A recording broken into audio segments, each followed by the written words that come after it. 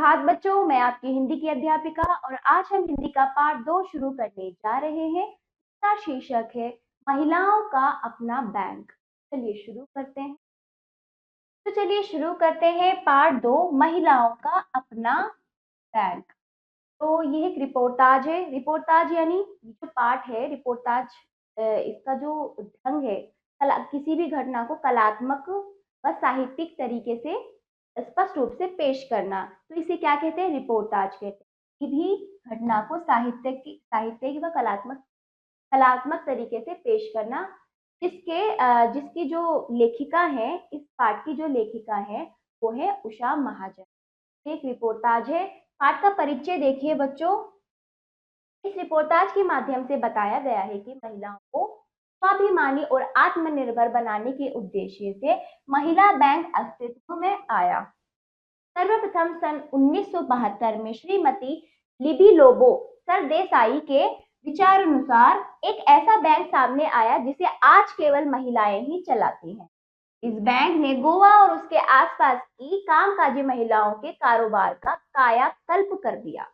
यानी कि ये जो बैंक है बच्चों, ये महिलाओं का बैंक है। केवल यहाँ पर महिलाएं कार्य करती हैं और ये जैसे कि आजकल क्या होते हैं, महिलाएं आत्मनिर्भर है।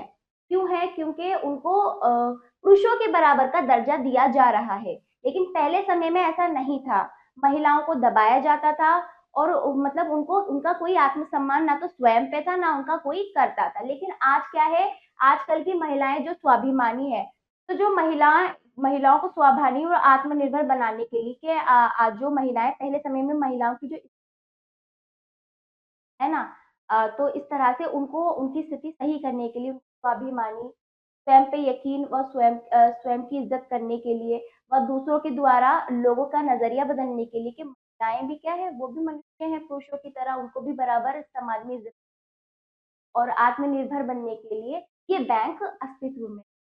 ठीक है। तो ये 1972 में श्रीमती लिबी लोबो सरदेसाई के विचार अनुसार उनके मन मस्तिष्क में ये विचार आया था, तो तब ये बैंक सामने आया। तो आज के समय में भी ये बैंक है जिसे केवल महिलाएं चला रही हैं गोवा में। ठीक है। तो वहाँ के गोवा की जो आसपास महिलाएं हैं उन सबके जीवन को सुधारा गया है इस बैंक के द्वारा।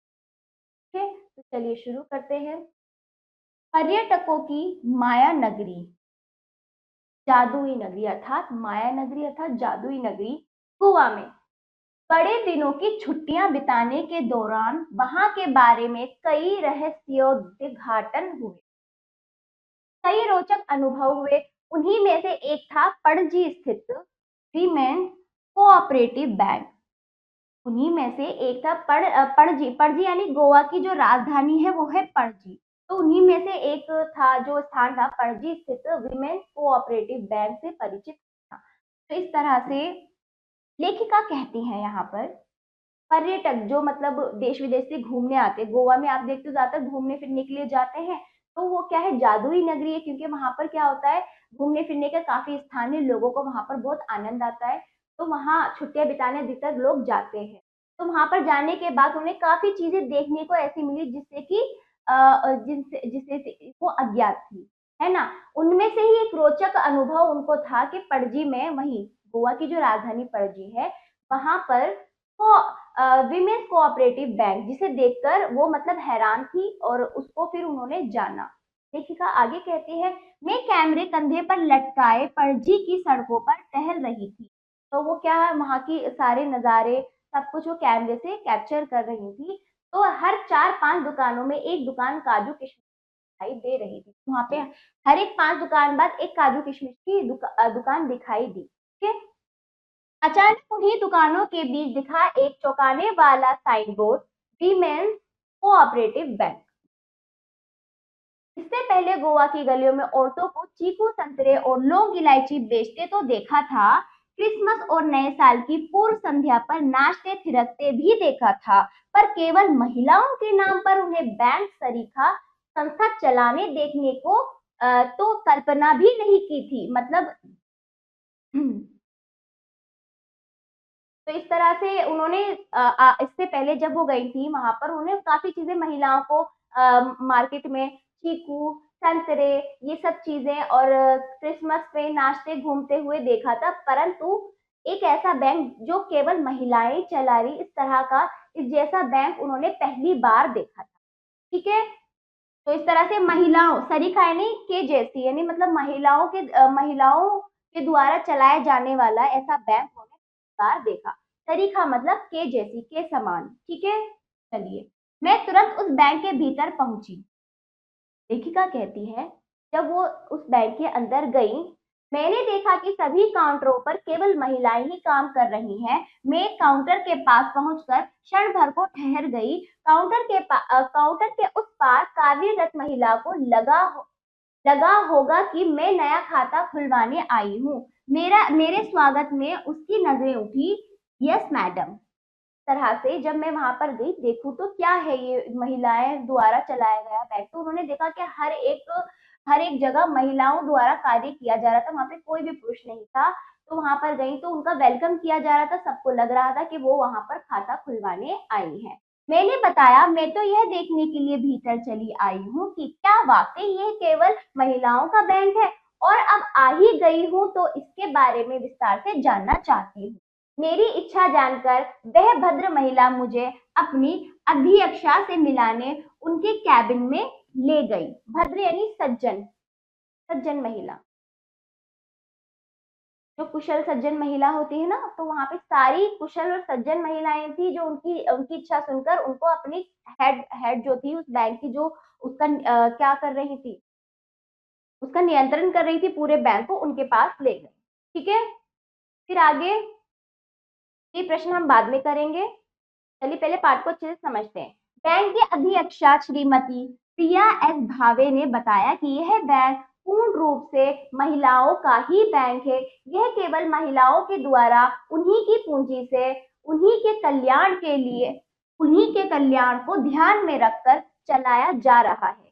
ठीक है, तो इस तरह से बताया कि उन्हीं की पूंजी, उनके द्वारा क्या है, महिलाओं के ही द्वारा ये धन सब कुछ जुटाकर महिलाओं के द्वारा महिलाओं के लिए ये बैंक चलाया जा रहा है।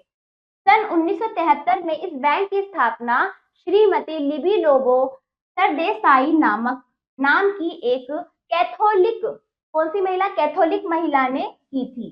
तो सन 1973 में इस बैंक की स्थापना श्रीमती लिबी लोबो सरदेसाई नाम की एक कैथोलिक महिला ने की थी। उन्होंने 25,000 रुपए से भी कम की पूंजी से इस बैंक की नींव डाली थी, इस बैंक का उद्घाटन किया था। इसके लिए कोई सरकारी मदद या अनुदान, अनुदान यानी मदद के तौर पे सरकार द्वारा दिया गया पैसा, है ना।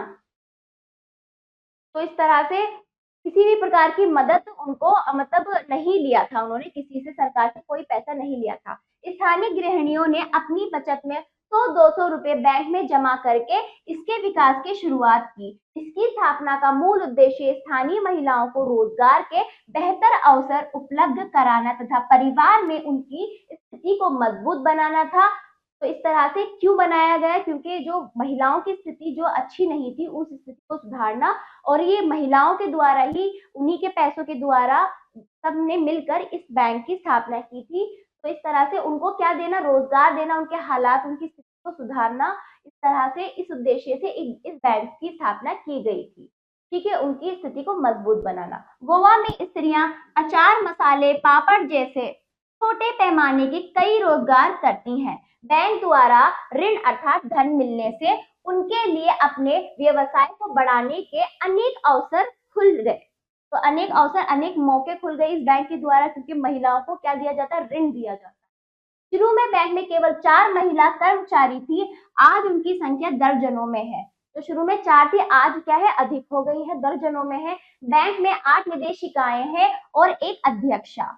महीने में 1 या 2 बार बोर्ड की बैठक होती है, जिसमें बड़े ऋण देने पर निर्णय लिए जाते हैं।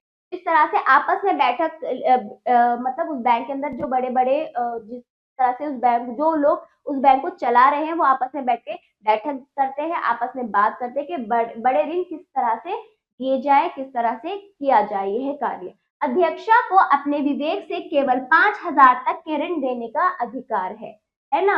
तो वो क्या, उनको सिर्फ 5,000 का ऋण देने का अधिकार है। पहले केवल शादी ब्याह और कारोबार के लिए ऋण दिए जाते थे, पर अब भवन निर्माण के लिए भी बड़ी तादाद में ऋण दिए जाते हैं उस बैंक में। आज बैंक के पास अपनी 2 करोड़ रुपए की पूंजी है और लगभग 5,000 महिलाएं इसकी शेयर होल्डर है। इस तरह 5,000 महिलाएं क्या है, उन्होंने इन्वेस्ट किया हुआ है, 2 करोड़ की भूमि है। ठीक है। गोवा के अन्य शहरों में भी इसकी शाखाएं खोलने के लिए प्रयास व कोशिश किए जा रहे हैं और रिजर्व बैंक से मदद लेने के लिए खतो-खिताबत भी चल रही है। कट। और रिजर्व बैंक से मदद लेने के लिए खतो-खिताबत भी चल रही, लिखत पढ़ाई जो होती है बैंक की, जो भी चीजें हैं, फॉर्मेलिटीज हैं, वो सब कुछ अभी चल रही हैं ताकि रिजर्व बैंक से भी उनको मदद मिल सके। प्रियाजी की बातों से भरपूर आत्मविश्वास टपक रहा था। देखने में आकर्षक यह युवा महिला पूरी तरह अपने काम के प्रति समर्पित थी। प्रियाजी थी, ठीक है। मैं सोच रही थी शायद यह घर गृहस्थी के बोझ से मुक्त हो। आखिर जिज्ञासावश पूछ ही लिया। फिर उन्होंने, लेखिका ने उनसे पूछ ही लिया, जानना चाहती थी वो उनके बारे में। वे धीरे से हंसी। मेरा विवाह 18 साल की उम्र में ही हो गया था। मेरे पति डॉक्टर हैं और किशोर आयु के मेरे 2 बच्चे हैं। मतलब क्या है, किशोरी मतलब बड़े हैं, अच्छे हैं, जवान है। घर गृहस्थी भी देखती हूँ। यहाँ काम करने वाली सभी महिलाएं गृहिणी ही हैं। जो यहाँ पर काम करती है वो सब क्या है, गृहस्थी वाली है। उनका अपना घर भी है और वो काम भी करती हैं, घर का भी देखती हैं। इन्होंने खुद अपने प्रयासों और लगन से यह काम सीखा है। मैं पिछले 5 सालों से इस बैंक से जुड़ी हूँ। तो प्रिया जी अपने बारे में बता रही है लेखिका के पूछने पर। 5 सालों से वो कहाँ जुड़ी है, इस बैंक से जुड़ी हुई है। मेरे पास भी बैंकिंग की कोई ट्रेनिंग नहीं थी, पर कड़ी मेहनत और लगन के बल पर मैंने सब सीख लिया। मैंने गोवा से बाहर मुंबई, पुणे आदि शहरों में जाकर बैंकिंग का प्रशिक्षण प्राप्त किया और अपने काम में पारंगत हुई। इस तरह से अपने काम में क्या हो गई, अपने काम को उन्होंने अपने अंदर समा लिया और कुशलता से वो अपने काम में सफल हो गई। तो जहां वो सीखने गई थी वो कौन सा स्थान था, मुंबई, पुणे, ऐसे स्थानों पर जाकर उन्होंने बैंकिंग का प्रशिक्षण किया, उसमें कुशल हो गई। आगे, इस बैंक से स्थानीय महिलाएं कितनी लाभान्वित हुई है यह बताते हुए वे बोली, आज से कुछ साल पहले जो महिलाएं सड़कों के किनारे अपना सामान छोटी छोटी टोकरियों में या जमीन पर फैलाकर बेचा करती थी, अब उनके पास अपनी दुकानें हो गई हैं। उन्होंने अपने व्यापार को बहुत बढ़ा लिया है।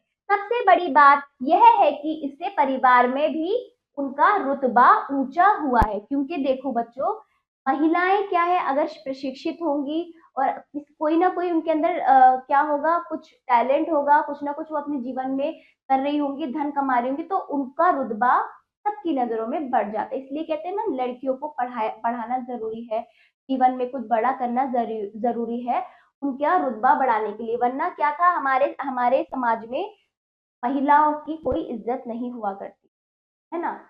इसीलिए तो वो बताती हुई कहते हैं कि जो औरतें सड़कों के किनारे आप देखते हो सब्जियां और इस तरह से काफी चीजें वो सड़कों के किनारे जमीन में बिछाकर बेचती थी, आज इस बैंक के द्वारा कार्यरत होकर उनकी खुद की स्वयं की दुकानें हो गई।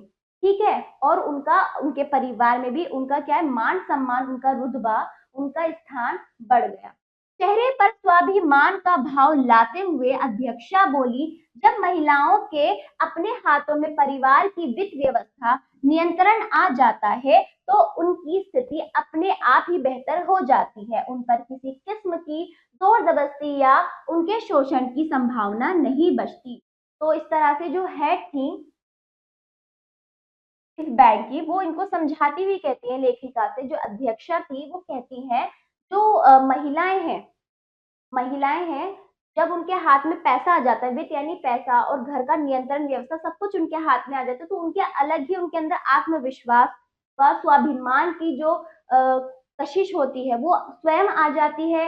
ना उन पे किसी तरह का दबाव नहीं रहता, कोई जबरदस्ती उनके साथ नहीं की जाती। उनका मान सम्मान, उनके स्वयं की नजर में स्वयं पर इतना विश्वास हो जाता है कि वो हर एक चीज को बहुत अच्छे से कर लेती है। तो इस तरह से जब उनके हाथों में पैसा होता है, यहाँ पर यह कहने का अर्थ है। गोवा में औरतों की स्थिति बयान करने के उद्देश्य उन्होंने कहना जारी रखा। गोवा में औरतों की स्थिति बयान करने के उद्देश्य से उन्होंने कहना जारी रखा यहाँ औरतों पर किसी प्रकार का दबाव नहीं है, वे हर क्षेत्र में पुरुषों से कंधा मिलाकर चलती है। ईसाई और हिंदू समुदाय में सद्भावना और सामंजस्य है।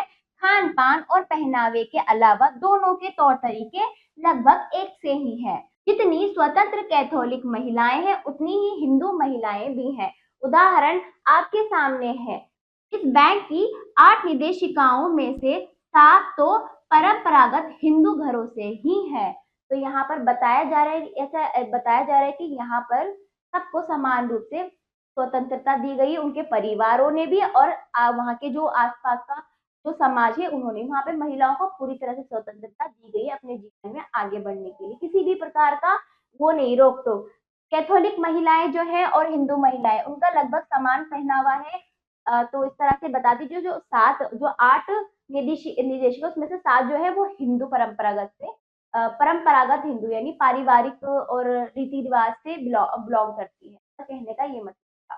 ठीक है, तो यहाँ पर क्या है, ईसाई और हिंदू मिलजुल कर रहते हैं, एक दूसरे के साथ अच्छे से व्यवहार करते हैं, सब सब क्या है, सबको एक नजर से देखा जाता है। इस तरह से गोवा के वहाँ के माहौल और वहाँ पर महिलाओं के लिए जो स्वतंत्रता है उनके उनको लेकर, उनके स्वाभिमान को लेकर, सम्मान को लेकर बहुत ज्यादा विकसित होता जा रहा है कि वहां पर महिलाओं के लिए बहुत सारे क्या है, रोजगार है। जब महिलाओं के हाथ में रोजगार है, वित्त है, धन है, तो उनको हर जगह से सम्मान मिल रहा है।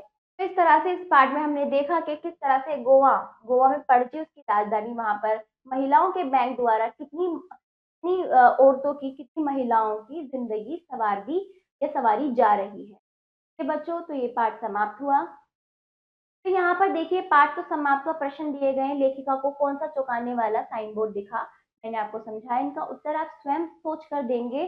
ठीक है, काउंटर के उस 8 कार्यरत महिला को क्या लगा, ये भी आप उत्तर देंगे। यदि आपने अच्छे से पाठ को सुना होगा तो, और नहीं भी सुना होगा तो अच्छे से दोबारा इसको देखेंगे। शुरुआत में बैंक में कितनी महिला कर्मचारी थी, इसका उत्तर कहाँ शाखाएं खोलने के प्रयास किए जा रहे हैं। तो इस तरह से जो रंगीन है इसको अच्छे से पढ़ के इनका उत्तर देने का प्रयास करेंगे। आप अपना आप अपने आप को बच्चों, अब बच्चों देखो, जब हम किसी चीज को अच्छे से पढ़ते हैं तो फिर उस पर जब प्रश्न आते हैं तो आप उन प्रश्नों का बिना देखे, जैसे कि आपने अच्छे से समझ लिया, उन प्रश्नों का स्वयं सोच समझकर उत्तर देने का प्रयास करेंगे। इससे पता चलेगा आप खुद का क्या करें, खुद की जांच कर रहे हो, हाँ, आप कितना चीजों को पकड़ पा रहे हो। ठीक है, तो ये पाठ समाप्त हुआ।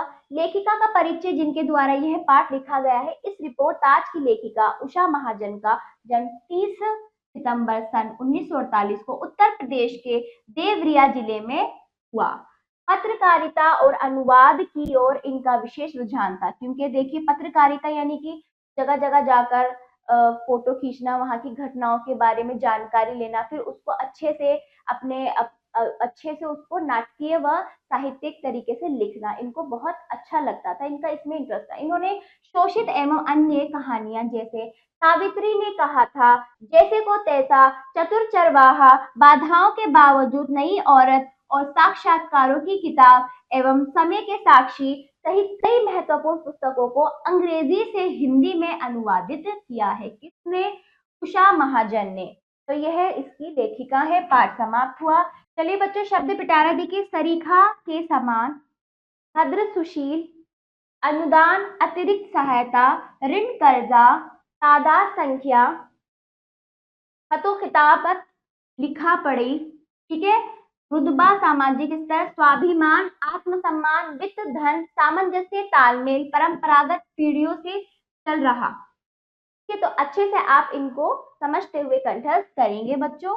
ठीक, चलिए बताओ कितना जाना। जो आपने पाठ को सीखा, समझा, जाना, उसके अनुसार अब आपको अभ्यास करना है। पाठ की समझ आपको हो चुकी है, इनको आप अच्छे से लेख करेंगे। और पहले सुनिए फिर बोलिए।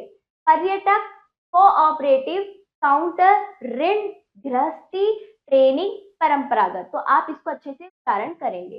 पहला अभ्यास देखिए, सही विकल्प चुनकर ओएमआर शीट में गोले को रंगिए। ओएमआर शीट कैसे भरी जाती है वो मैंने आपको पहले पार्ट में बता दी है। अब बस आपको सही विकल्प इसमें बताने हैं। का देखिए, आज बैंक के पास कितनी पूंजी है? कितनी है?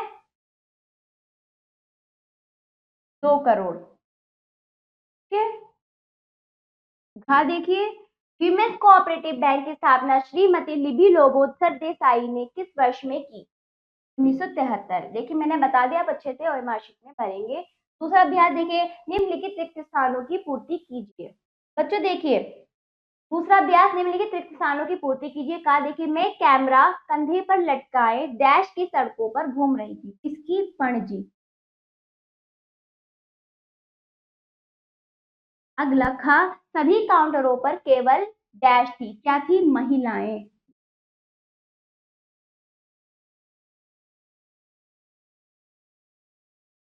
अगला गा देखिए, बैंक में 8 डैश है और एक डैश निदेशिकाएं।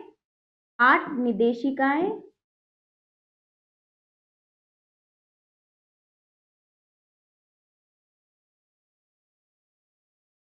तो गा देखिए, बैंक में 8 निदेशिकाएं और एक अध्यक्षा।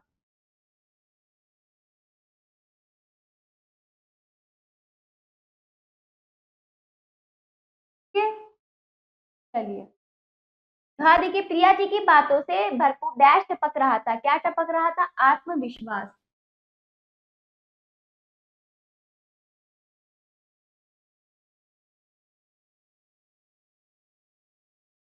आत्मविश्वास, ठीक है। चलिए अगला तीसरा देखिए, सही कथन पर सही तथा गलत कथन पर गलत का चिन्ह लगाइए। कहा देखिए, अध्यक्षा को अपने विवेक से केवल 5,000 तक के ऋण देने का अधिकार है। सही। फिर अगला, लेखिका बैंक में खाता खुलवाने गई थी। गलत। ठीक है। फिर अगला देखिए, बैंक के सभी काउंटरों पर केवल लड़कियां ही काम कर रही थी। गलत। अगला, बैंक की स्थापना का उद्देश्य स्थानीय महिलाओं को शिक्षा के अवसर उपलब्ध कराना था। गलत। अगला, बैंक की 8 निदेशिकाओं में से 7 परंपरागत हिंदू घरों से ही है। सही। तो इस तरह से आप इनको करेंगे। चलिए अगला अभ्यास चौथा, प्रश्नों के उत्तर दीजिए। आप इन प्रश्नों को अच्छे से पढ़ेंगे, फिर इनका उत्तर लिखित रूप में अपनी अभ्यास पुस्तिका में स्वयं देने का प्रयास करेंगे। फिर पांचवा देखिए, गद्यांश को पढ़कर दिए गए प्रश्नों के उत्तर दीजिए। देखिए मैंने आपको पहले पार्ट में समझा दिया था किस तरह से वो पद्यांश था। कविता का जो होता है वो पद्यांश होता है और जो पाठ का होता है वो गद्यांश होता है। तो अभी इसको अच्छे से पढ़ेंगे, इनका उत्तर अपने अभ्यास पुस्तिका में लिखित रूप में देंगे। मैंने आपको तरीका पहले पार्ट में बता दिया था, बाकी कार्य आप स्वयं करेंगे। बच्चों, आशा करती हूँ ये पाठ आपको समझ आया होगा। मिलते हैं अगले पार्ट पर। धन्यवाद।